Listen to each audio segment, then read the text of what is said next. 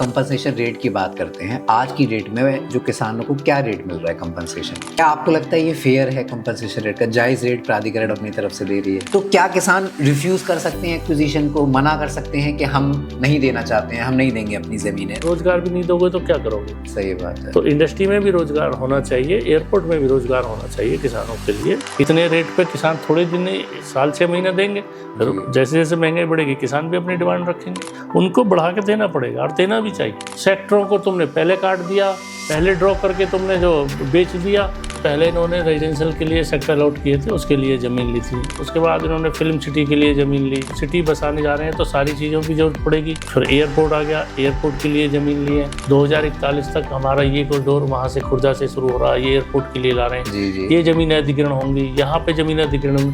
अभी तो हम इस मास्टर प्लान की ज़मीन ही पूरी अधिग्रहण नहीं कर पाएंगे। धारा लगा के, धारा 4 लगा दी, धारा 6 लगा दी, धारा 9 लगा दी।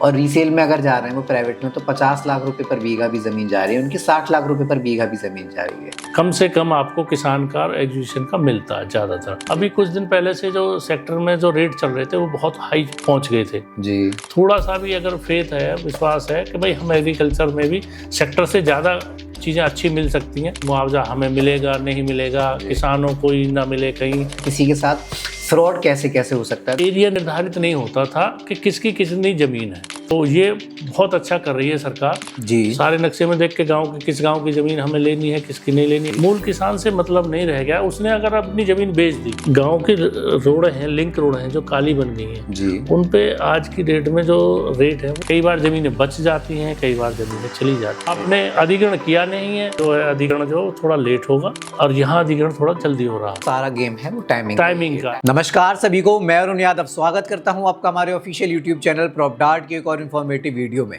आज की जो वीडियो रहने वाली है हमारी Q&A वीडियो रहने वाली है, Q&A सेशन रहने वाला है, जिसका टाइटल और टॉपिक रहेगा प्राधिकरण द्वारा अधिग्रहण करी जाने वाली किसानों की भूमि, जिसमें सवाल रहेंगे आपके, मेरे और आप किसानों के, जिनका जवाब देंगे एक ऐसे व्यक्ति जो खुद एक किसान रह चुके हैं, किसानों के बीच से आते हैं, जेवर जैसी लोकेशन पर 15 से 20 साल का एक्सपीरियंस रखते हैं रियल एस्टेट कंसल्टेंसी का। चलिए बात करते हैं उनसे, उनका इंट्रो लेते हैं, उनके बारे में थोड़ा सा जानते हैं और वीडियो शुरू करते हैं। नमस्कार साथियों, मैं वीरेंद्र सिंह चौधरी, ग्राम सलेमपुर जार, डिस्ट्रिक्ट बुलंदशहर से किसान परिवार से हूँ, और मैं पिछले 15 से 20 साल हो गए मुझे एग्रीकल्चर में काम करते हुए।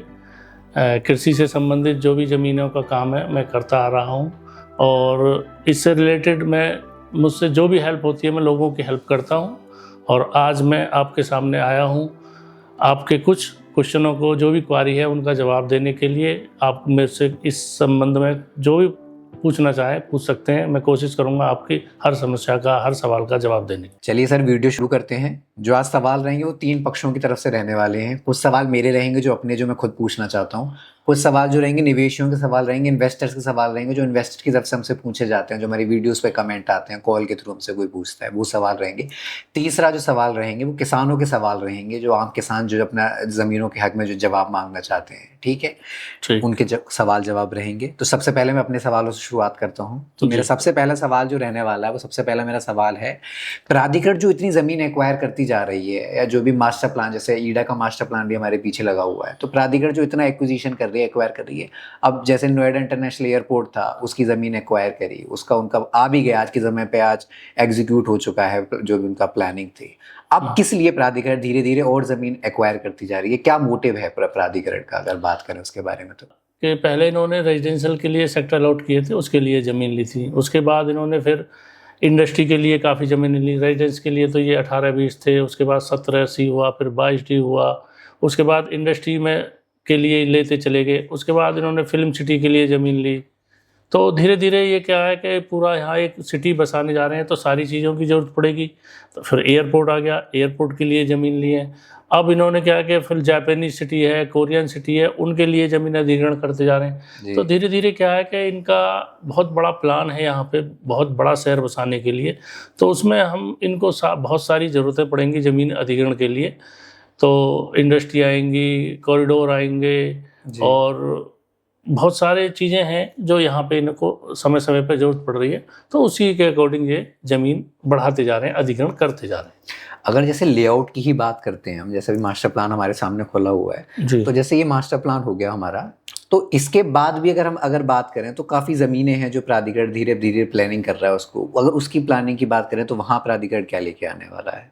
वहाँ देखिए, ये इनका जो हम अब मैप देख रहे हैं, ये हमारा 2041 का प्लान है। जी तो पहले तो हमें ये 2041 की ही सारी ज़मीन अधिग्रहण करनी है। जी 2041 तक हमारा ये कॉरिडोर वहाँ से खुर्दा से शुरू हो रहा है, ये एयरपोर्ट के लिए ला रहे हैं, जी जी ये ज़मीन अधिग्रहण होंगी, यहाँ पे ज़मीन अधिग्रहण होंगी। जी। अभी तो हम इस मास्टर प्लान की ज़मीन ही पूरी अधिग्रहण नहीं कर नहीं पाए। कर पाए। उसके बाद जो इसके बाहर का जो प्लान है, जो हमारी ज़मीनें ये दिखाई दे रही हैं, ये इनका भविष्य 2041 के बाद का है।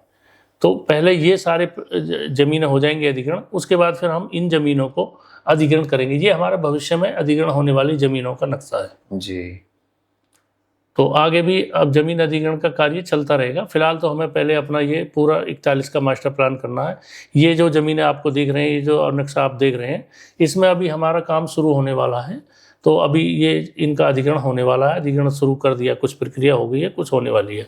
मतलब जैसे जैसे प्लानिंग और बढ़ाते जाएंगे, जैसे जैसे रिक्वायरमेंट आती जाएगी वैसे ही हिसाब से हाँ, ये अपना बढ़ाते ये इन्होंने पूरा अपना मास्टर प्लान में तो पूरा क्लियर कर लिया है कि ये जो ज़मीनें हैं ये सब हमें लेनी है। ये जो आप देख रहे हो, ये एक रेलवे लाइन है, उधर से पल्ली तरफ न्यू नोएडा की ज़मीनें हैं, और ये पूरा प्लान यमुना का है। तो आने वाले समय में ये सारी ज़मीनें अधिग्रहण होंगी। अच्छा सर, अगर इसकी बात करें एक्विजिशन की, अगर हम बात करते हैं तो क्या लीगल प्रोसेस रहता है जिस हिसाब से, अगर बहुत से किसान भी रहते हैं जिनको जानकारी नहीं है, कोई इन्वेस्टर भी है, लोग नॉलेज के लिए भी जानना चाहते हैं कि क्या प्रोसेस, क्या लीगल प्रोसेस रहता है जिस हिसाब से प्राधिकरण एक्विजिशन करती है, अगर बात करें उसकी? तो देखिए, लीगल प्रोसेस क्या होता है कि जो ज़मीनें हैं, जिनके नाम ज़मीनें होती हैं, भले ही चाहे किसान हो या इन्वेस्टर हो जी, तो मुआवजा जो मिलता है वो उन्हीं लोगों को मिलता है जिनके नाम पे एटलीस्ट ज़मीन उस टाइम पे होती है। जी भाई सपोज करो किसान के नाम पे आज ज़मीन है, किसान कल बेच देगा, तो जिस भी इन्वेस्टर के पास जो ज़मीन चली जाएगी, मुआवजा उसी को मिलेगा। जी तो किसानों को जो है अपनी नीड के हिसाब से किसान बेचते हैं। कई बार ये क्वेश्चन आता है कि भी जब यहाँ एजुकेशन हो रहा है या अधिग्रहण हो रहा है तो किसान क्यों बेच रहा है? जी लेकिन क्या है कि किसान गरीब परिवार से होते हैं, उनकी नीडें होती हैं, किसी के बच्चे की शादी है या किसी का कोई ज़रूरत है, पढ़ रहे हैं, क्या है, तो अपनी नीड के अनुसार वो ज़मीनें बेचता है, ना चाहते भी उसे बेचनी पड़ती है। तो उससे फ़ायदा इन्वेस्टर को होता है, वो अपना पैसा लगाते हैं जी, तो मुआवजा उन्हीं को मिलेगा। जिस दिन किसान बेच देता है उस दिन उनका काम खत्म हो जाता है, ज़मीन इन्वेस्टर की हो जाती है, यानी वो ही किसान बन जाता है। जी। और अगर जैसे मेरा सवाल ये था कि प्राधिकरण कैसे एक्वायर करते हैं, मतलब क्या लीगल प्रोसेस है? एक्चुअल क्या है कि पहले प्राधिकरण जो है अधिग्रहण करता था, धारा लगा के, धारा 4 लगा दी, धारा 6 लगा दी, धारा 9 लगा दी, तो उस तरह से अधिग्रहण करता था। अब वो प्रोसेस किसान उनका प्राधिकरण ने बंद कर दिया है। अब क्या है कि किसान सीधी रजिस्ट्री करता है। अच्छा, अधिग्रहण मतलब प्राधिकरण किसान से सीधी रजिस्ट्री करता है। तो उसमें अब कोई वैसा प्रोसेस की कोई जरूरत नहीं है। पहले जहाँ पे उनको ज़मीन लेनी होती है वहाँ के अखबार में विज्ञप्ति निकालते हैं कि भाई हमें ये ज़मीन की आवश्यकता है। अगर किसी को कोई आपत्ति हो तो वो अपने 15 दिन के अंदर आपत्ति दर्ज कराए। तो वो आपत्ति नहीं आती है तो वो सीधा किसान को बताते हैं कि भैया आप आ जाओ, अपना रजिस्ट्री करो। तो वो रजिस्ट्री करते हैं, उनको पैसा मिलता है। और अगर आपत्ति आ जाती है तो आपत्ति में फिर निस्तारण होता है। भैया किस तरह की आपत्ति है? सपोज करो किसी ने कोई एग्रीमेंट कर रखा है, या किसी ने पहले बेच रखी है, किसी का कोई मुकदमा तो नहीं चल रहा, तो उसको फिर जब तक आपत्ति का निस्तारण नहीं होता तब तक उसको मुआवजा नहीं मिलता। ठीक है। अगर कंपनसेशन की बात करें, कंपनसेशन रेट की बात करते हैं, आज की डेट में जो किसानों को क्या रेट मिल रहा है कंपनसेशन के? देखिए, आज की डेट में अभी इन्होंने बढ़ाया है, पिछले 1-2 महीने पहले जी 4300 रुपये मीटर का मुआवजा ये दे रहे हैं। 4300 मीटर किसान की जो यहाँ पे जो प्राधिकरण जो जमीन का मुआवजा देता है वो मीटर से देता है। तो 4300 रुपये मीटर का फिलहाल उन्होंने मुआवजा निश्चित किया है। उसमें क्या है कि अगर कोई 4300 रुपये मीटर का लेता है तो उसको प्लॉट नहीं है। और अगर वो प्लॉट लेना चाहता है तो उनको फिलहाल इन्होंने क्या है 3800 रुपये पर मीटर के हिसाब से मुआवजा दे रहे हैं। तो मुआवजा भी हो गया 3800 के हिसाब से और प्लॉट भी हो गया। 3800 का हिसाब से लेंगे तो इन्हें प्लॉट भी मिलेगा, और 4300 के हिसाब से लेंगे तो फिलहाल प्लॉट नहीं है। ठीक है। क्या आपको लगता है ये फेयर है कंपनसेशन रेट का? जायज़ रेट प्राधिकरण अपनी तरफ से दे रही है? देखिए, जायज़ तो कुछ नहीं कह सकते कि जायज़ क्या है क्या नहीं है। जो गवर्नमेंट का नियम बना देती है वही जायज़ होता है। बाकी किसानों की कभी भी जो है वो संतुष्टि तो इस तरह से नहीं होगी। किसान तो हर डिमांड करते रहते हैं और करनी भी चाहिए, क्योंकि किसान की ज़मीन ही उनकी माँ है, उसी के सही ऊपर बात सब है। बेस उनका निर्धारित है। तो वो तो चाहेंगे भाई हमें ज़्यादा से ज़्यादा मुआवजा मिले, प्राधिकरण चाहेगा कम से कम मुआवजा देना पड़े। तो ये एक तरीके के बीच का वो है, जहाँ बीच में सेटिंग बैठ जाती है, वहाँ पे अपना मुआवजे की दर निश्चित हो जाती है। तो फिलहाल तो 4300 का है, बाकी आगे देखते हैं। किसानों की डिमांड भी है भाई हमारा मुआवजा बढ़ाया जाए, तो कब बढ़ाते हैं, कितना बढ़ाते हैं, ये तो पता आगे चलेगा। लेकिन फिर भी एक सरकार एक रेशियो रखती है कि हम 10% पर ईयर के हिसाब से बढ़ाएं, तो उस पर कितना काम हो रहा है ये आने वाला समय अब जैसे आपने 10% की बात करी, तो 2009 में पहली अलॉटमेंट आई थी, उससे पहले यमुना एक्सप्रेसवे आया था, उसकी भी प्राधिकरण ने जमीन एक्वायर करी थी। अगर रेट की बात करें तो उस समय पे क्या रेट था, अगर कंपेयर करें तो? देखिए उस समय कुछ लगभग 800 साढ़े 800 रुपये मीटर के हिसाब से इन्होंने मुआवजा दिया था। अच्छा, तो उसके हिसाब से अकॉर्डिंग बढ़ते हुए अब हमारा 4300 रुपये मीटर पर लगभग 5 गुना 10% के हिसाब से बढ़ता है। वो बीच में इन्होंने उस रेशियो में कुछ अंतर आ गया जी, तो जिसके हिसाब से पूरा 10% कैलकुलेट नहीं हो पाया। लेकिन किसानों की डिमांड रहती है कि भाई हमें हर साल 10% बढ़ा के दिया जाए जी। तो उस पर कभी कभी सहमति बनती है, कभी नहीं बनती, कभी बढ़ा देते हैं, कभी नहीं बढ़ाते। तो इसी तरह 2009 से अभी तक यहाँ का बढ़ता हुआ मुआवजा प्राधिकरण में 4300 रुपये पे पहुँचा है और आगे भी बढ़ने की संभावना है। अब जैसे कि सवाल ये भी रहता है कि 10% के हिसाब से बढ़ता आता, तो कई बार किसान सहमत नहीं भी करता है। लेकिन हम एक्विजिशन देखते हैं, यमुना एक्सप्रेसवे आया तो उसका भी एक्विजिशन हुआ, ईडा आया तो उसका भी एक्विजिशन ही हुआ, रोक टोक तो उसमें कुछ भी नहीं आई। तो इसके बारे में आप क्या कहना चाहेंगे? देखिए क्या है कि किसान का और प्राधिकरण का हमेशा मतभेद तो किसी न किसी बात पर लगा रहता है जी। लेकिन फिलहाल प्राधिकरण का जो है वो 80 और 20 का रेशियो है जी, क्योंकि किसान तो चाहेगा कि भाई हमारी ज़मीन महंगे में जाए जी, और प्राधिकरण चाहेगा हमारी ज़मीन सस्ते में जाए। तो और नहीं भी देनी चाहे तो क्या होता है कि जहाँ 80% किसान ज़मीन दे देता है तो फिर 20% किसान की मजबूरी हो जाती है वो ज़मीन देने की। तो वो उसे प्राधिकरण अपने हिसाब से उसे जबरन कहें या कैसे भी कह सकते हैं मतलब हाँ, अगर ले लेगा। अगर 80% किसान राजी है ज़मीन देने के लिए तो 20% की फिर वैल्यू कम रहती है, तो उस हिसाब से प्राधिकरण उनसे ज़मीन अधिग्रहण कर लेता है। कई किसानों को मजबूरन देनी पड़ती है। कई किसान कोर्ट चले जाते हैं जी। लेकिन क्या है कि अगर 80 से नीचे का रेशियो रहता है तो वहाँ किसान मजबूती में रहते हैं, और 80 से ऊपर चला जाता है तो फिर किसान की जो है वो परसेंटेज कम हो जाती है, तो फिर वो मजबूरी में उन्हें देनी पड़ती है। तो अगला सवाल मेरा ये है, जैसे अभी हम मजबूरी की बात कर रहे थे कि कई बार किसानों को मजबूरन भी अपनी ज़मीन देनी पड़ती है, तो क्या किसान रिफ्यूज़ कर सकते हैं एक्विजिशन को, मना कर सकते हैं कि हम नहीं देना चाहते हैं, हम नहीं देंगे अपनी ज़मीनें? तो इसके बारे में क्या कुछ राय आपकी? नहीं, किसान देखो मने तो कर सकते हैं। मने वो जब तक वो रजिस्ट्री नहीं करेंगे तब तक तो ये मानो कि उनकी मने ही है, हाँ, समझे ना। किसान जो है मने अब मने भी करते हैं, किसान बहुत मने करते हैं, बहुत कोर्ट भी जाते हैं जी। तो सब तरह के लोग होते हैं किसानों में भी। तो उस तरह से क्या है कि मैंने बताया ना आपको 80% का और 20% का जो रेशियो है उसके अकॉर्डिंग अगर वो कम रह जाते हैं तो फिर उन्हें देनी पड़ती है ज़मीन। तो इस तरह से जो है रहता है किसानों का भी। अच्छा, अगर ये बात, इसमें एक और सवाल पूछना चाहूँगा, किसानों के पास अब जैसे मजबूरन भी ज़मीन देने पड़ती है तो फिर किसानों के पास क्या राइट्स उनके रह जाते हैं, क्या हक रह जाते हैं जो सरकार या प्राधिकरण उन्हें देती है? देखिए किसान रजिस्ट्री होने के बाद पहले क्या था, पहले जो धारा लगा के वो करते थे तो उसमें ज़मीन की रजिस्ट्री नहीं हो पाती थी, तो किसानों के पास हक रह जाता था। दोबारा भी मुआवजा देना पड़ा कई बार प्राधिकरणों को।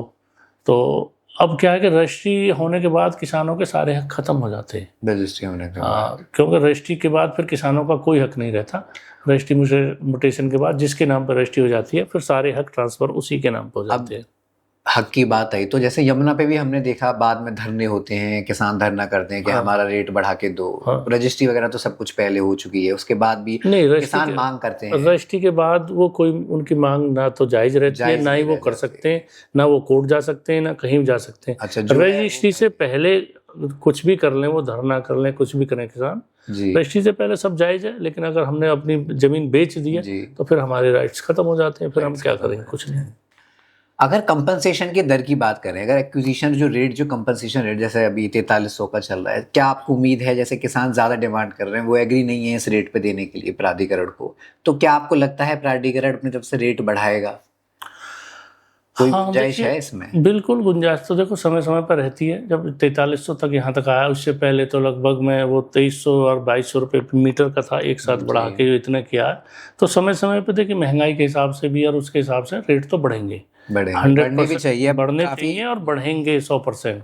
इतने रेट पे किसान थोड़े दिन, साल 6 महीने देंगे, फिर जी। जैसे जैसे महंगाई बढ़ेगी किसान भी अपनी डिमांड रखेंगे, उनको बढ़ा के देना पड़ेगा और देना भी चाहिए। अच्छा, अच्छा। अच्छा, इससे रिलेटेड एक और क्वेश्चन सर कि रीसेल की अगर बात आती है, किसान देखते हैं कि उनके पास एक और ऑप्शन मिल जाता है। जब वो प्राइवेट में किसी को बेचने जाते हैं, कोई बहुत से इन्वेस्टर्स हैं जो वहाँ प्रॉपर्टी खरीद रहे हैं, वो उनको जो रेट मिलता है वहाँ 50 लाख रुपए बीघा। अब 4300 के हिसाब से भी अगर हम कैलकुलेशन करते हैं तो कुछ 36 लाख कुछ एक बीघा की वैल्यू बैठती है। और रीसेल में अगर जा रहे हैं वो प्राइवेट में, तो 50 लाख रुपए पर बीघा भी ज़मीन जा रही है, उनकी 60 लाख रुपए पर बीघा भी ज़मीन जा रही है। देखिए वो जमीन जो 50 लाख और 60 लाख रुपए बीघे जा रही है ना जी।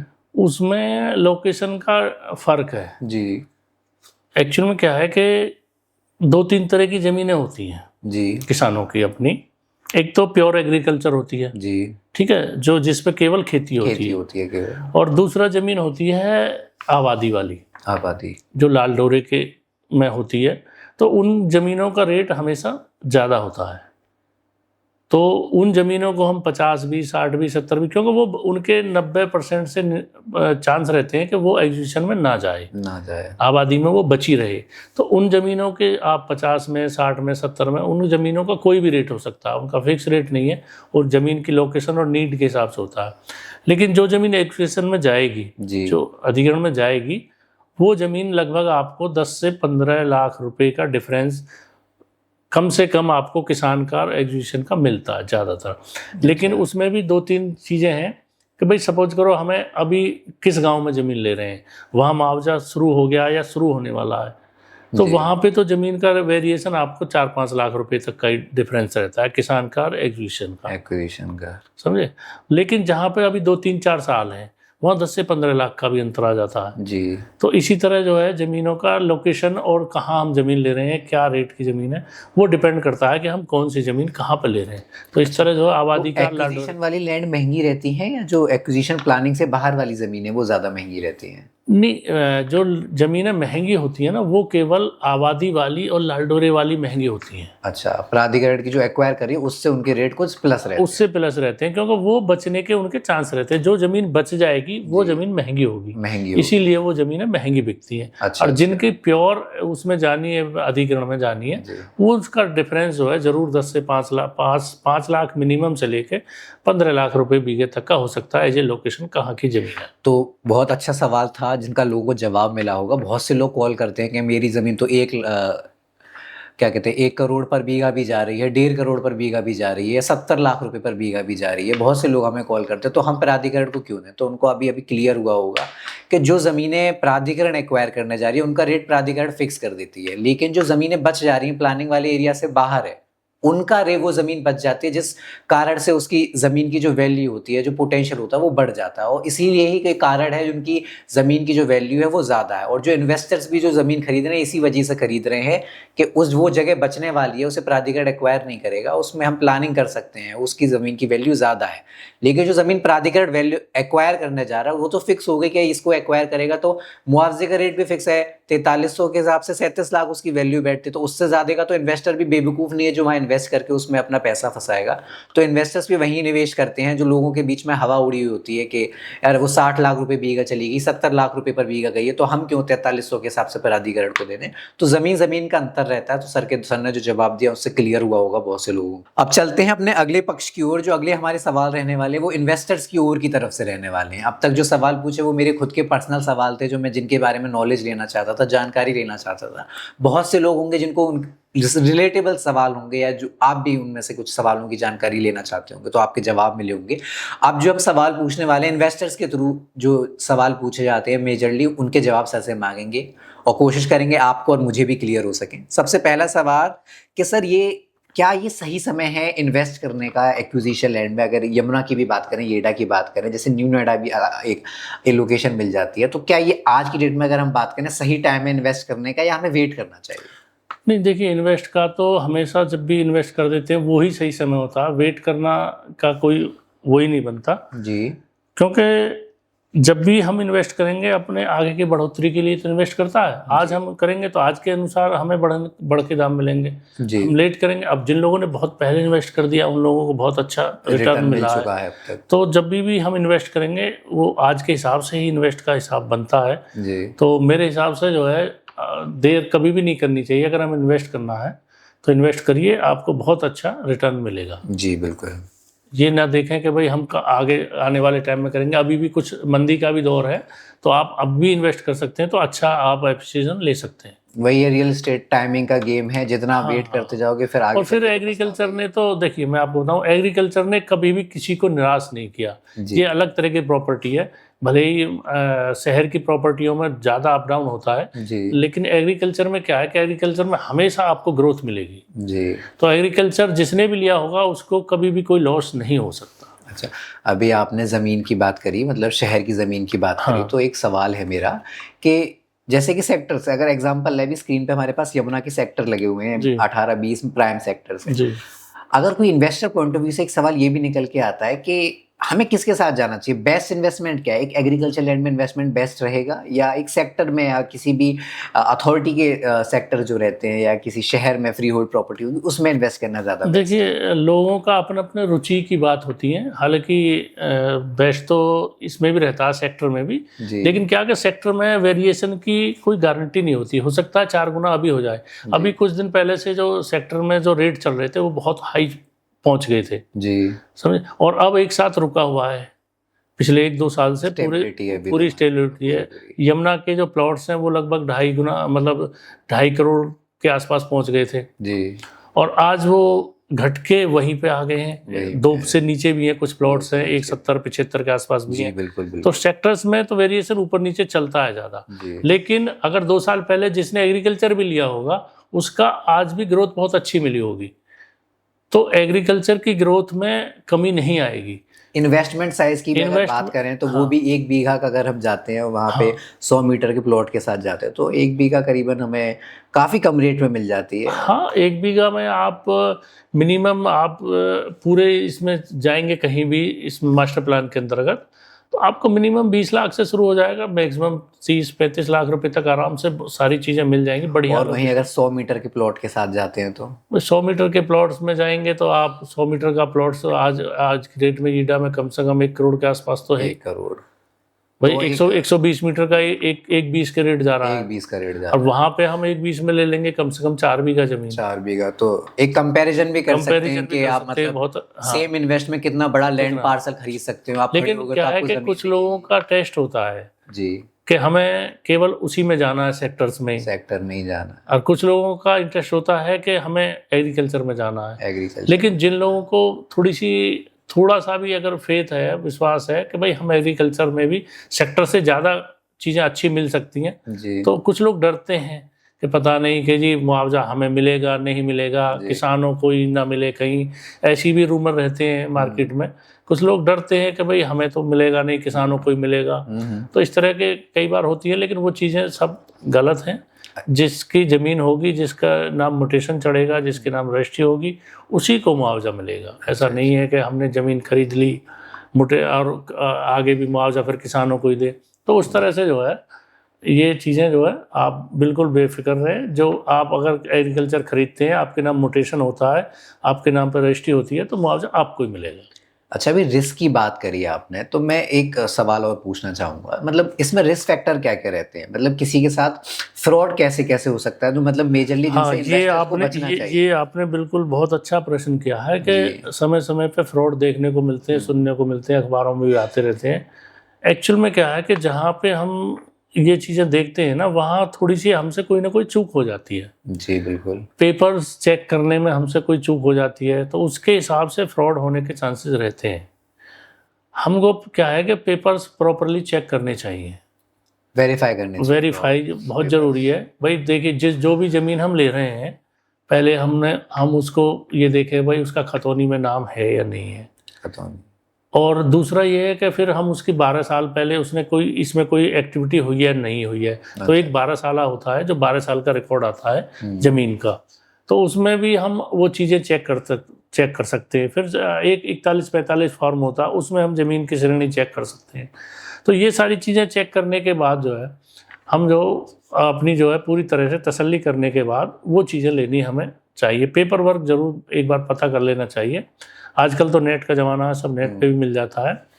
तो और दूसरा ये है कि क्या बोलते हैं, अब गवर्नमेंट ने एक और सिस्टम कर दिया है। अब आपको बहुत ज़्यादा चेकिंग की भी ज़रूरत नहीं पड़ेगी। पिछले 1-2 महीने से जो काम चल रहा है ना उस पर, तो वो जिन लोगों ने फ्रॉड किया है या जो लोग फ्रॉड करते हैं उनको देखते हुए सरकार ने एक बहुत अच्छा अब काम कर दिया है एग्रीकल्चर की ज़मीन पे। अब क्या है, पहले खतौनियों में एरिया निर्धारित नहीं होता था कि किसकी कितनी ज़मीन है जी। क्या है कि 10 नाम है और एक ही एरिया है, तो वो 10 नामों पे कैसे डिवाइड है कैसे नहीं है वो उसका पता नहीं चलता था। अच्छा। तो लोग क्या है कि अपनी अंश से भी ज़्यादा ज़मीन बेच देते थे। अच्छा। तो वो वहाँ पे फ्रॉड की संभावना होती थी। लेकिन अब क्या है, गवर्नमेंट ने एक सिस्टम बना दिया है, सब तहसीलों में सब जगह ये आदेश कर दिया है कि जिसका अंश है वो खतौनी के आगे उसके नाम के आगे मेंशन कर दिया जाएगा। तो उससे ये फ्रॉड की भी संभावना अब बिल्कुल कम हो जाएगी। अब केवल आपको उनके आधार कार्ड, पेन और वो मैच करने हैं और खतौनियों में सबके अंश के आगे, जो नाम के आगे अंश खुल जाएंगे कि इस नाम के आगे इतना एरिया है। अच्छा। तो उस पे फ्रॉड पे भी लगाम लगेगी। तो ये बहुत अच्छा कर रही है सरकार। अच्छा। जिससे लोगों को फ्रॉड से बचा जा सके। अच्छा, एक और चीज़ निकल के आई इससे, अभी आपने जैसे अंश का बताया, टोटल उसमें एरिया क्लियर होगा कि कितनी ज़मीन के नाम पे आ रही है, किसके नाम पे कितनी ज़मीन। दूसरी इससे रिलेटेबल क्वेश्चन है कि मतलब कई बार क्या होता है, जो अगर वहाँ के लोकल की बात करी जाए तो जैसे इन्वेस्टर रहता है दिल्ली, नोएडा, फरीदाबाद का इन्वेस्टर है, कोई इधर जेवर साइड जाता है, न्यू नोएडा साइड जाता है, तो वहाँ के जो लोकल के ब्रोकर वगैरह हैं वो उन्हें ज़मीनें बेच देते हैं कि ये प्लानिंग के क्षेत्र में आ रही है, ये एक्विजिशन लैंड है। लेकिन कई बार ऐसा होता है वो नहीं होती है, उसे प्राधिकरण एक्वायर नहीं करने वाली है, फिर भी उसे प्लानिंग का एक्विजिशन का पार्ट बचा के बेच देते हैं। तो इससे कैसे बच सकता है? देखो, प्लानिंग का तो अब नेट पे सारा डला हुआ है कि प्लानिंग प्राधिकरण खुद अपडेट करता है। प्राधिकरण खुद अपडेट करता है। हमारे पास नक्शा है, आप उस नक्शे में देखिए, उनके नाम वगैरह, गाँव के नाम सारे नक्शे पे होते हैं, तो आप नक्शे में देख सकते हैं जी। सारे नक्शे में देख के किस गांव की ज़मीन हमें लेनी है, किसकी नहीं लेनी है। आप खरीदने से पहले जो भी ब्रोकर है आप बैठे नक्शा देखें जी, तो सारी चीज़ें वो क्लियर हो जाएंगी कि भाई हम नक्शे के बाहर की ले रहे हैं। लेकिन नक्शे के बाहर की ज़मीन सस्ती मिलेंगी आपको, नक्शे के बाहर की ज़मीन थोड़ी महंगी मिलेंगी। एक और मैं आप चाहूँगा मैं आप हमारे ऑडियंस को बता दें, कौन से डॉक्यूमेंट्स आपने बताया जो वेरीफाई करने की ज़रूरत है एक बार खरीदने से पहले ज़मीन? देखिए, खरीदने से पहले सबसे मेन चीज़ आती है खतौनी। समझे? पहला खतौनी। हाँ, पहले आप खतौनी चेक करो। अब तो उसमें एरिया मेंशन हो रहा है, तो उसमें टेंशन नहीं है, गवर्नमेंट सब मेंशन कर रही है। उसके बाद क्या खसरा आता है एक, जो पटवारी बना के देता है। दूसरा आता है एक 12 साला होती है, उसे चेक करा सकते हैं। अगर डाउट हो तो 41-45 निकाल सकते हैं, वरना तो अब खतौनी पे एरिया मेंशन के बाद बहुत ज़्यादा डाउट नहीं रह जाता। फिर भी अगर आप चाहें तो ये चीज़ें 3-4 चीज़ें हैं, खतौनी, नक्शा और आप जो है खसरा और आप 12 साला, ये चीज़ें आप तो चेक कर सकते हैं। किसान के आधार, पैन कार्ड चेक कर सकते हैं, जो नाम खतौनी में लिखा है वही आधार कार्ड में होना चाहिए, एड्रेस प्रूफ वो कर सकते हैं। ये सब 3-4 चीज़ें हैं जो आप देख के आप कर सकते हैं। हाँ, तो इन मेजर ये डॉक्यूमेंट्स हो गए आपके, तो इनके साथ आप वेरीफाई कर सकते हो कि कौन सी लैंड है, क्या है, सेफ है कि नहीं है। मतलब खुद भी या सभी लोग जो इन्वेस्टर्स होते हैं पढ़े लिखे होते हैं, तो सबको नॉलेज है। आजकल तो टेक्नोलॉजी फ़ोन पे सब कुछ निकल के आ जाता है, तो इन सब चीज़ों के साथ आप सेफ एंड सिक्योर हो सकते हैं कि आपका इन्वेस्टमेंट सेफ जा रहा है कि नहीं जा रहा है। ठीक है, तो चलते हैं अपने अगले सवाल की ओर। जो अगला सवाल मेरा रहने वाला है वो सवाल ये है सर कि इन्वेस्टर पॉइंट ऑफ व्यू से अगर देखा जाए तो ये एक लॉन्ग टर्म इन्वेस्टमेंट है। एग्रीकल्चर लैंड का जो बात आती है, एक्विजिशन लैंड की बात आती है, ये एक लॉन्ग टर्म इन्वेस्टमेंट रहने वाला है या एक शॉर्ट टर्म इन्वेस्टमेंट में काउंट किया जाएगा आपके? देखिए, लॉन्ग टर्म और शॉर्ट टर्म का पे डिपेंड करेगा कि आप हम कहाँ इन्वेस्ट कर रहे हैं जी। भाई सपोज करिए हमें शॉर्ट टर्म के लिए इन्वेस्ट करना है जी, तो आप वहाँ पे इन्वेस्ट करें जहाँ पे ज़मीन का अधिग्रहण 1 साल 6 महीने के 1 साल के अंदर होने वाला है। भाई हमें शॉर्ट टर्म के लिए करना है जी, तो थोड़ा महंगा होगा, लेकिन वहाँ पे आप इन्वेस्ट करते हैं 1 साल के अंदर आपको मुआवजा मिल जाएगा। मुआवजा अगर मिल आप जाएगा। चाहते हो भाई हम लॉन्ग टर्म के लिए करें तो या तो इस मास्टर प्लान के बाहर चले जाएं, जी, वहाँ लॉन्ग टर्म में आगे आने वाले टाइम में मुआवजा मिलेगा। हाँ। और या फिर ऐसा भी है कि यहाँ पे कुछ सेक्टर्स अभी ऐसे हैं जो सेक्टर्स तो इन्होंने दे दिए हैं, लेकिन उनमें अभी 3-4 साल लगेंगे मुआवजे में। अच्छा समझे? अच्छा, मतलब काफी सेक्टर्स इसमें ऐसे भी हैं जिनकी जमीन आज तक अभी तक नहीं नहीं, ये इसमें सारी जमीनें अधिग्रहण नहीं हुई हैं अभी। अभी सारी जमीन हाँ, अधिग्रहण ये नहीं देखिए हुई है। ये पूरा क्षेत्र है, ये पूरा जो है ये सारा सेक्टर्स है, 8 है, 8(1) है, CF है, ये सारा अभी अधिग्रहण नहीं शुरू हुआ।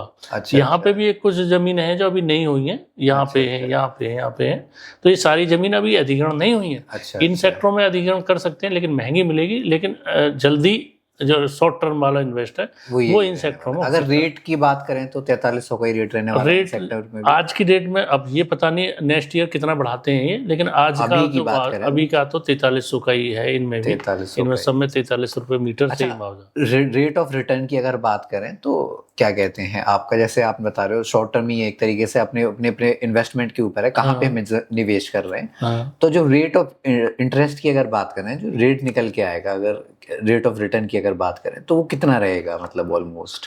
नहीं, वो हमें डिपेंड करेगा ना कि हम कहाँ पे ले रहे हैं जमीन। कहाँ पे ले रहे हैं? अच्छा, हाँ, हम सब मतलब लोकेशन डिपेंड करती है आप कहाँ पे ले हाँ, रहे हैं। सबसे मेन चीज इन्वेस्टर की वो है कि हम जमीन कहाँ पर ले रहे हैं और किस रेट की जमीन ले रहे हैं।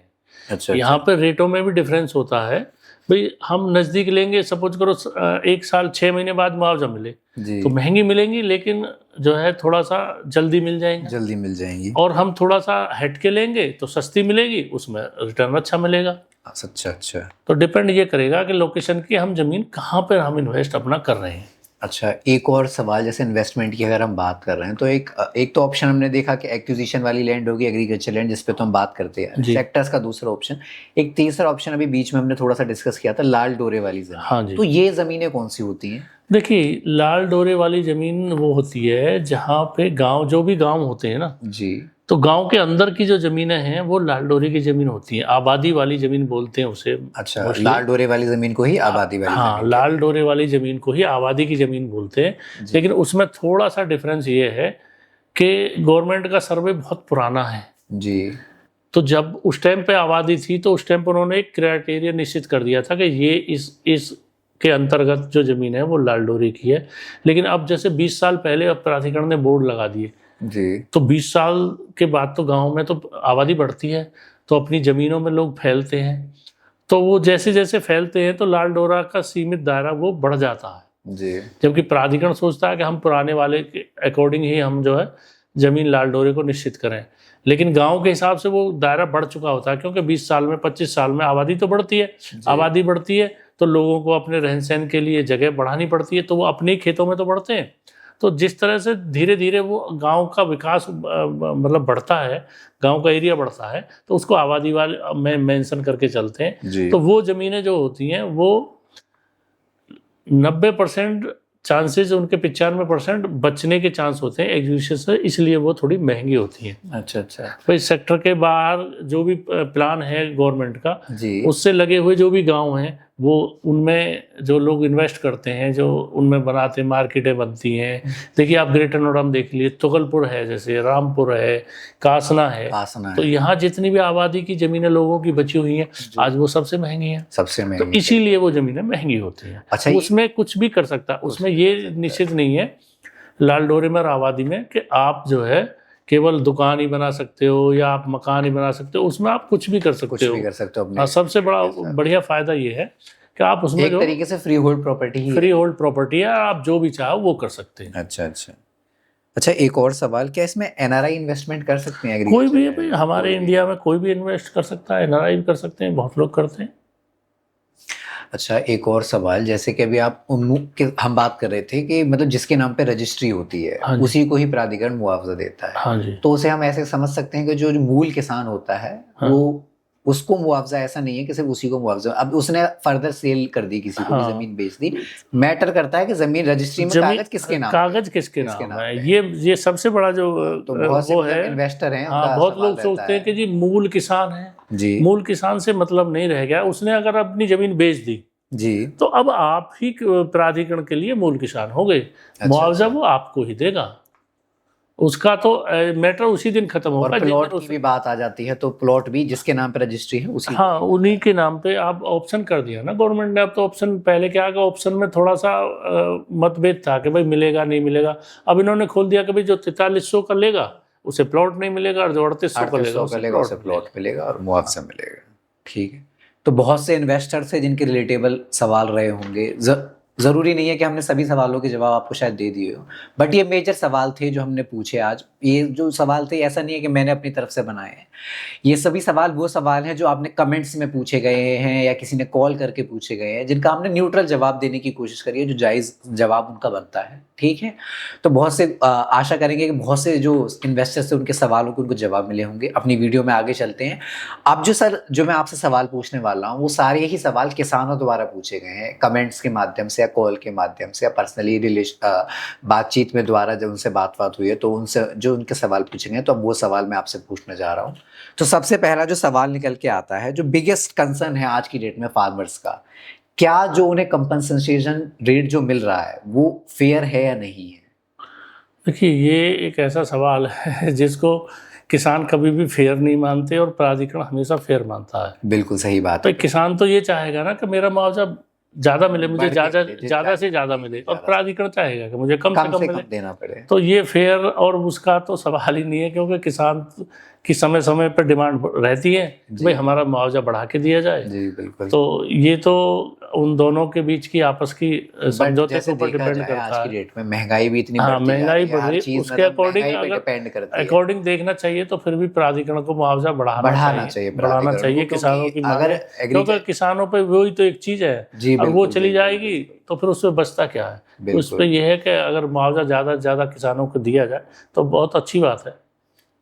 तो आप भी कहेंगे कि प्राधिकरण को मुआवजे का रेट थोड़ा सा बढ़ाना चाहिए अकॉर्डिंग उसके। देखिए, अभी क्या है कि प्राधिकरण ने 25,000 से सीधा 35,000 रुपये अपना सर्किल रेट बढ़ा दिया। बिल्कुल सही, 36,000 रुपये पहुंचा दिया, 10-12 रुपये मीटर बढ़ाया, 36,260 रेट चल रहा है। तो आप बताइए फिर किसानों का क्यों नहीं बढ़ाया उन्होंने इतना? सही बात है भाई, एक तरफ तो आप 25,000 से सीधा 36,000 रुपये पहुंचा रहे हो मुआवजे मीटर पर रेट, और उधर किसानों का आपने कितना बढ़ाया जी। तो उसके अकॉर्डिंग इन्हें भी तो बढ़ाना, सोचना चाहिए कि भाई हम इतना रेट अपना बढ़ा रहे हैं तो उनका भी बढ़ाना चाहिए, तो मुआवजे का बढ़ना तो चाहिए।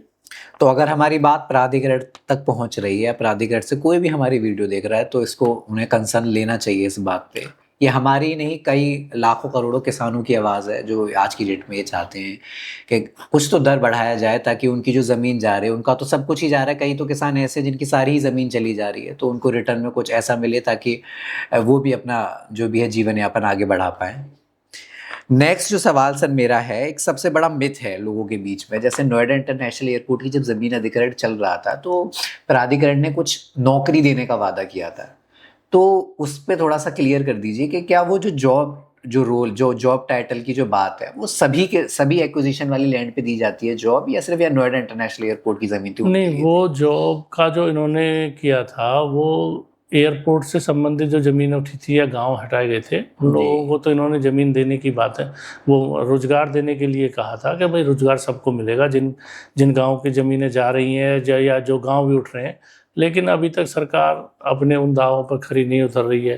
किसान बेचारे परेशान हैं, उनके बच्चे परेशान हैं, ना तो उन्हें रोज़गार मिल रहा है। आज की डेट में भी उनको नौकरी नहीं मिली है, उन्हें नौकरी दी जानी चाहिए, ये किसानों की हमेशा से मांग रही है। तो ये क्या लीगल जायज मांग, ये नॉर्म्स में वादा था प्राधिकरण का या सरकार? हाँ, बिल्कुल वादा था कि भाई सबको नौकरी दी जाए, तभी तो लोग अपने आज तक कहीं नौकरी पे नहीं गए। उन्हें ये उम्मीद थी कि भाई हमें नौकरी मिलेगी, तो कहीं और उन्होंने ट्राई भी नहीं किया, तो भाई जब यहीं पे एयरपोर्ट बन रहा तो नौकरी मिलनी थी। तो ये चीज़ें सरकार को भी देखनी चाहिए किसानों से संबंधित, कि भाई हमें जो इनको दो नौकरी वगैरह देनी चाहिए। और अब जो जितनी भी इंडस्ट्री लग रही है सब लोकलों को नौकरी नहीं दे रहे, ये कोई अच्छी बात थोड़ी है। नौकरी जब हमारी ज़मीनों पे लग रही है, आसपास जितनी भी इंडस्ट्री लगी है, तो ये सब हम लोगों को भी तो प्राथमिकता होनी चाहिए, उनका परसेंटेज निश्चित करना चाहिए कि भाई इतने परसेंट तो जो है यहाँ के लोगों को रोजगार मिलना चाहिए। लेकिन उस पर भी नहीं है, लोग बाहर से अपना वो कर रहे हैं कि बाहर वालों को ला के पहले दो, तो इस पे भी विचार करना चाहिए सरकार को। भाई इंडस्ट्रियों में भी हमारे नौकरी की भागीदारी होनी चाहिए, लोकल लोगों की, एयरपोर्ट में भी होनी चाहिए।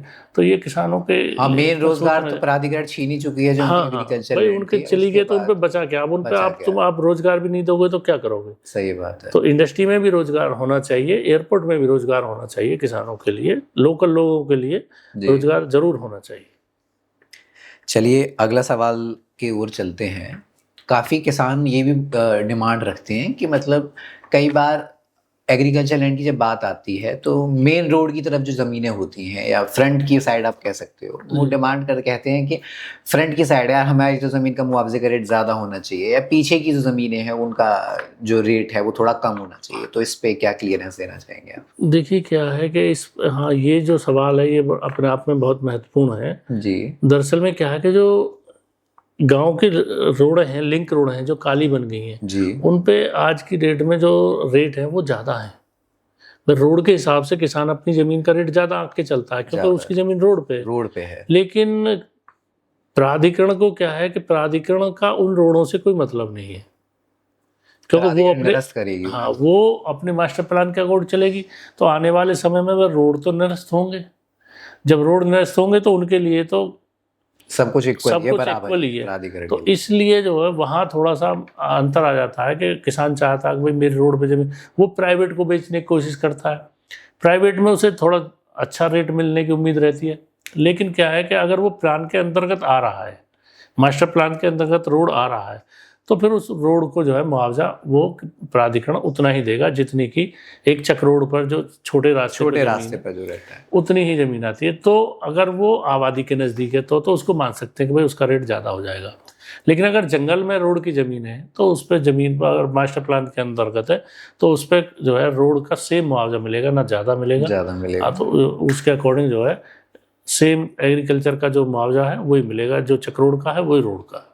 अच्छा, अभी प्राइवेट की एक बात आई तो मैं एक चीज़ और पूछना चाहूँगा। जो जैसे प्राइवेट की बात आई तो जो बड़े बड़े निवेशी होते हैं, इन्वेस्टर्स होते हैं, उद्योगपति वगैरह हो गए, या कई कई बड़े बड़े अधिकारी भी हैं जो निवेश करते हैं, मतलब वो ऐसी जगह पे निवेश, वो भी उन्हें भी पता है कि ये चीज़ प्लानिंग में आ रही है, फिर भी रोड पे वो महंगी ज़मीनें खरीद लेते हैं। तो उसका तो कोई और चित्र समझ में नहीं आता। एक्चुअल में क्या है कि कुछ लोगों का देखिए अपना ये होता है कि हम इस ज़मीन को कैसे भी कन्वर्ट करके कहीं बचा लेंगे प्राधिकरण से। अच्छा अच्छा। वो लोकेशन देखते हैं कि कहीं भी कोई ऐसा पॉइंट व्यू उनके दिमाग में होता है जी। कि भाई ये यहाँ पे आबादी आ रही है या रोड जा रहा है या हम इसको किसी चीज़ में कन्वर्ट करा लेंगे, इसका तो लैंड ऐसे यूज बच करा जाती है लेंगे। ज़मीन अगर चेंज ऑफ लैंड यूज उससे बोलते हैं। चेंज ऑफ लैंड यूज से बचती तो नहीं है, लेकिन उसमें क्या है कि लोग अपना कोर्ट चले जाते हैं। अब क्या है कि दरअसल में धारा लगा के तो होती नहीं है अधिग्रहण।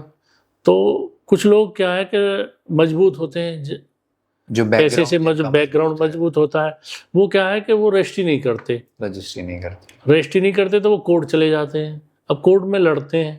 अब लड़ाई में तो दोनों तरह की बात है, एक उन्हें फ़ायदा भी मिलने के चांस रहते हैं, या तो उनकी कहीं शिफ्टिंग हो जाती है। अच्छा अच्छा। तो शिफ्टिंग में उन्हें अच्छी ज़मीन मिल जाती है। तो वो इस तरह जो लोग मजबूत अपने आप में होते हैं, पैसा उन पर ज़्यादा होता है, वो अपनी अधिक वो ले लेते हैं ज़मीनें, बचाने की कोशिश करते हैं। कई बार ज़मीनें बच जाती हैं, कई बार ज़मीनें चली जाती हैं। उसमें रिस्क का फैक्टर होता है, और रिस्क वही लेते हैं जिनके पास जो बैकग्राउंड जिनका मजबूत है वो ये रिस्क ले पाते हैं, वरना वो रिस्क ले पाते हैं। क्योंकि प्राधिकरण ज़बरदस्ती तो रजिस्ट्री कराएगा नहीं, ज़बरदस्ती तो नहीं कराएगा। तो रजिस्ट्री नहीं कराएगा तो वो लोग कोर्ट चले जाते हैं। कोर्ट चले जाते हैं तो अब वो लड़ाई होती है, भाई कोर्ट किसके उसमें हक में फैसला दे। तो वो फैसला कभी कभी किसानों के हित में या इन्वेस्टर के हित में हो जाता है। जिस ज़मीन के लिए वो चाह रहा है वो ज़मीन उसे मिल जाती है। अच्छा, तो ऐसा कितने % अगर केसेस में अगर देखने की बात करें, क्योंकि एक तरीके से तो गलत ही है, जैसे क्योंकि ना तो वो किसान है जिसके हक में प्राधिकरण या सरकार फैसला ले रही है। अगर कोर्ट की भी बात करें तो ऐसा तो है नहीं कि वो किसान है, उनको भी पता है कि कोई इन्वेस्टर ही है, इतना फैमिली बैकग्राउंड तो किसी का स्ट्रॉन्ग है नहीं।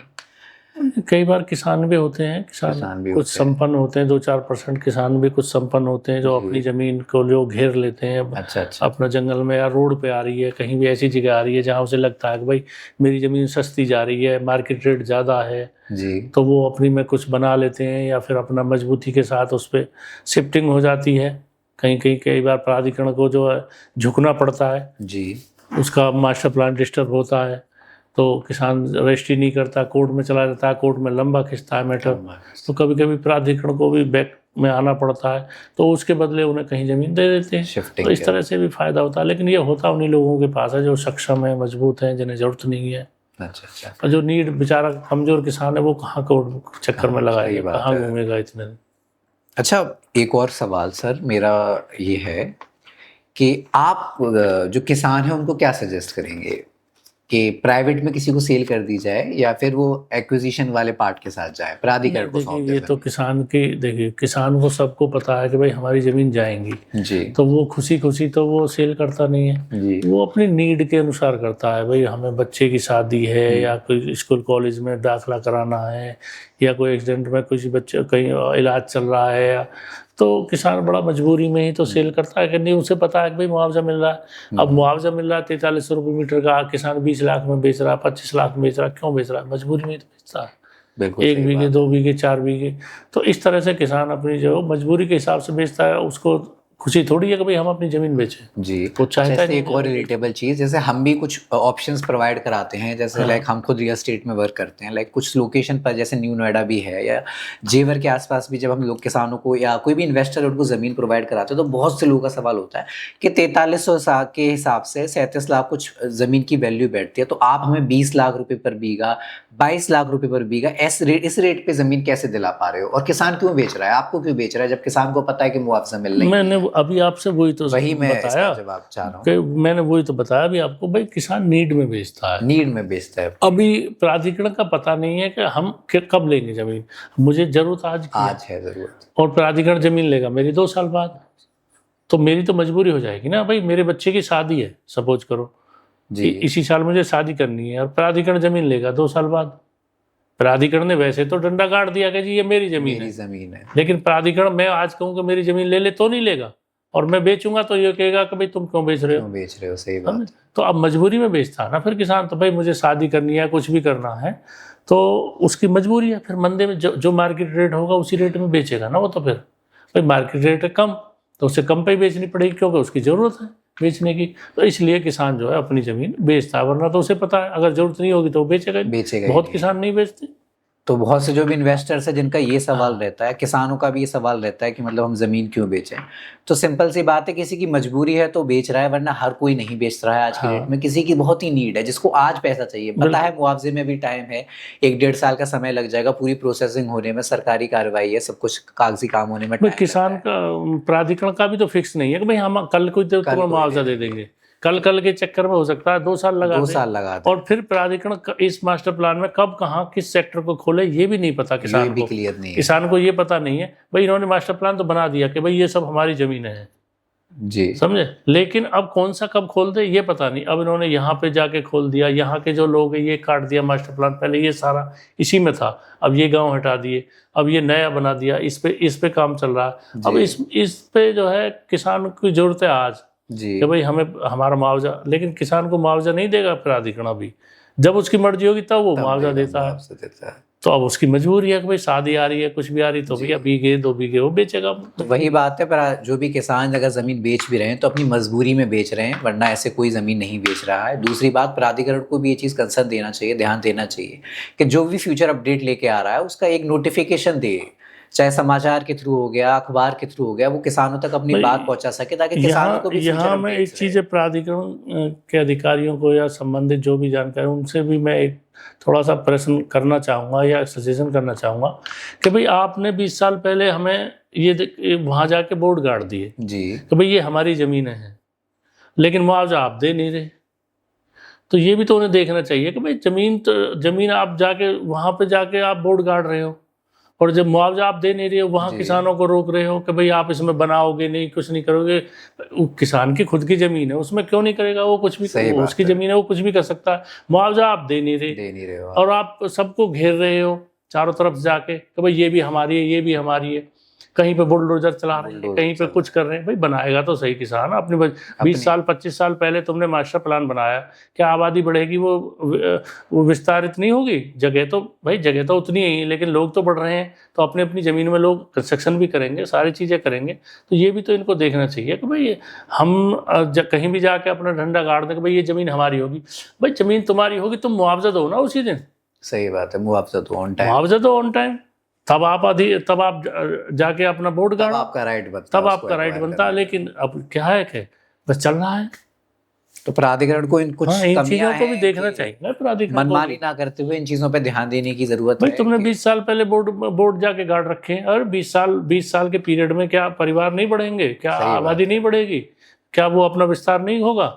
लेकिन फिर जब तोड़ने जाते हो तो झगड़ा होता है, झगड़ा होता है, किसानों की गलती किसानों बताती की जाती गलती है। बता दी जाती है कि भाई हमने तो यहाँ पे बोर्ड गाड़ रखा। अरे भैया, तुम दूसरे की संपत्ति पे कैसे बोर्ड गाड़ सकते हो?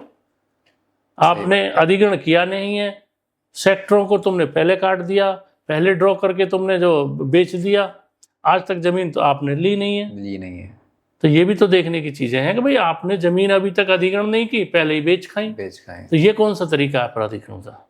तो मैं भी प्रॉपडार्ट और हमारी टीम की तरफ से प्राधिकरण से ज़रूर इस चीज़ की गुजारिश करना चाहूँगा कि अगर कोई भी कंसर्न प्राधिकरण कोई भी एक्शन ले रही है तो प्राधिकरण थोड़ा सा फेवर में रहे, किसानों के फेवर में रहे, किसानों से मिलके ही सारा चीजें मिलके होती है, किसानों की भी समस्या को उनकी भी रिक्वायरमेंट समझी जाए, उनकी भी ऑन टाइम नीड समझी जाए, क्योंकि जो जरूरत समय पर होती है वो समय के जब निकल जाने के बाद फिर तो आपके पास सोना चांदी कुछ भी आ जाए, आप जहाँ वैल्यू नहीं रह जाती। मेरा थोड़ा सजेशन है कि आप जिस भी गांव को आप अधिग्रहण कर रहे हैं जी, आप आज की परिस्थिति से करो ना अधिग्रहण। आज की परिस्थिति से करो, सही बात। आज अगर आप अधिग्रहण कर रहे हो, आज आप उस सेक्टर को ले रहे हो, वहां पे सेक्टर बना रहे हो, तो आज की परिस्थिति देखो ना गाँव की। आज की परिस्थिति सीमन के हिसाब से आप अपना उनके मुआवजा दो। बिल्कुल सही भाई, जहाँ पे जो बनाया हुआ है उसके अनुसार देखो ना, उसके अनुसार आप काम नहीं करते। 20 साल पुराने नक्शे के आधार पर आप काम करते हैं। अच्छा sir, last not the least, एक सबसे इम्पोर्टेंट सवाल, अब तक हमने लाइक सभी के पॉइंट ऑफ व्यू से बात करी, मेरे पॉइंट ऑफ व्यू से भी बात करी, जो सवाल मुझे पूछने थे मैंने पूछे, इन्वेस्टर के पॉइंट ऑफ व्यू से भी बात करी कि जो भी उनके सवाल थे, वो किसानों के भी कुछ सवाल थे, उनके भी जवाब देने की कोशिश करी। बहुत से किसान हैं जिनके सवाल थे, उनके जवाब मिले होंगे, न्यूट्रल जवाब देने की कोशिश करी। जो भी सजेशंस थे हमारे प्राधिकरण के लिए वो भी हमने सजेशंस देने की कोशिश करी। अब मेन बात है, जैसे लाइक हम रियल एस्टेट कंसल्टेंसी में काम करते हैं, सर भी कंसल्टेंसी प्रोवाइड कराते हैं, तो लाइक मैं एक उससे रिलेटेड सवाल पूछना चाहूँगा। अगर किसी को हम सजेस्ट कर रहे हैं तो क्या आपके हिसाब से बेस्ट लोकेशन रहेगी? न्यू नोएडा की तरफ किसी को जाना चाहिए या आपका जेवर के एयरपोर्ट के आसपास की जो ज़मीनें हो गई, आप इन्वेस्टमेंट तौर पे आप किसको क्या सजेस्ट करोगे, विच लोकेशन? जी, इन्वेस्ट के हिसाब से देखिए, अपने आप में न्यू नोएडा भी अच्छा है, अभी आपको वहाँ ज़मीनें थोड़ी सस्ती हैं, सस्ती मिल रही हैं, और प्राधिकरण ये ईडा भी अच्छा है। ईडा में थोड़ी सी ज़मीन महंगी है, मास्टर प्लान के अंतर्गत आप लोगे तो थोड़ी महंगी है, लेकिन थोड़ा सा मास्टर प्लान अगर किसी को पेशेंस या ज़्यादा वो ग्रोथ करनी है तो आप मास्टर प्लान के बाहर वाली ज़मीनों पे भी फोकस कर सकते हैं। अच्छा, क्योंकि जो मास्टर प्लान के बाहर की लगी हुई ज़मीन है, ये आने वाले टाइम में इनकी बहुत अच्छी ग्रोथ होगी। जब ये सारी चीज़ें भर जाएंगी तो मतलब आप बता रहे हैं जो एक्विजिशन से बाहर हैं, प्लानिंग से जो ज़मीन, प्लानिंग से जो मास्टर प्लान के बाहर हैं, आने वाले ये 31 का है, जैसे 41 में जो आएंगे ये सारी चीज़ें 41 के अंतर्गत आ जाएंगे, तो इनमें भी अच्छा एप्रिसिएशन मिल सकता है।